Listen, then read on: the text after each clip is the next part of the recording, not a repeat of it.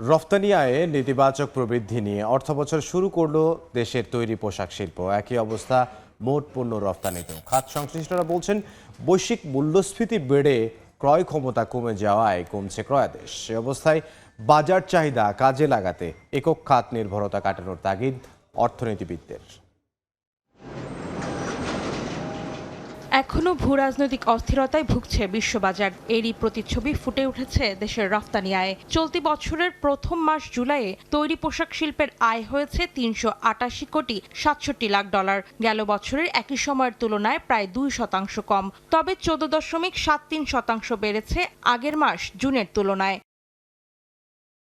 পোশাক শিল্পের নেতিবাচক প্রবৃদ্ধির কারণে বছর ব্যবধানে কমেছে মোট রফতানি আয়ও। রফতানি উন্নয়ন ব্যুরো ইপিবির তথ্য, ২০২৬-২৭ অর্থ বছরের প্রথম মাস জুলাইয়ে মোট রফতানি হয়েছে ৪৭২ কোটি ৭৪ লাখ ডলারের পণ্য, যা মাস ব্যবধানে ১২.৪৯% বেশি। তবে গেল বছরের একই সময়ের তুলনায় কমেছে প্রায় ১%। বৈশ্বিক বাজারেও কিন্তু অর্ডার কমে গেছে। ইউরোপীয় ইউনিয়নও প্রায় ১৯ থেকে ২০% অর্ডার কমেছে।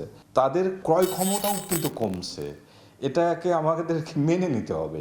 গ্যাসের সংকট কীভাবে সহজ সমাধানে এনে এটাকে ত্বরান্বিত করা যায়, পোর্টের সমস্যার সমাধান কিভাবে করা যায়, এবং ওয়ান স্টপ সার্ভিস কিভাবে দেওয়া যেতে পারে, এই জিনিসগুলো যত দ্রুত সমাধান হবে এই সেক্টর আবার ঘুরে দাঁড়াবে। তবে রফতানি আয় বেড়েছে চামড়া ও চামড়াজাত পণ্যের খাতে। মাস ব্যবধানে ১.৫% বেশি বেড়ে এ খাত থেকে আয় এসেছে ১৩ কোটি ৯ লাখ ডলার, যা গেল বছরের একই সময়ের তুলনায় ২.৮১% বেশি। যারা সত্যিকার রপ্তানিকার, তাদের অ্যাক্সেস টু ফাইন্যান্স এটা কিন্তু ইজি করতে হবে। আমাদের দেশে যেটা হয় যে যারা প্রকৃত রপ্তানিকারক না, বিভিন্নভাবে তারা ঋণ পেয়ে যাচ্ছে, আবার যারা প্রকৃত রপ্তানিকারক তারা কিন্তু ঋণের সুবিধাটা পাচ্ছে না।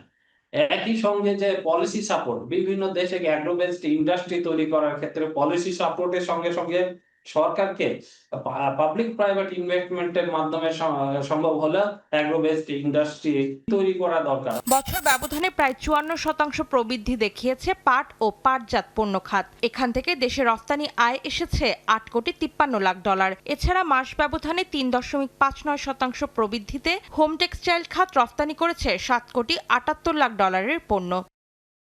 অন্তরা সেন, সময় সংবাদ, ঢাকা। 4 দশক ধরে আপনার ফাইন্যান্সিয়াল পার্টনার আইডিএলসি।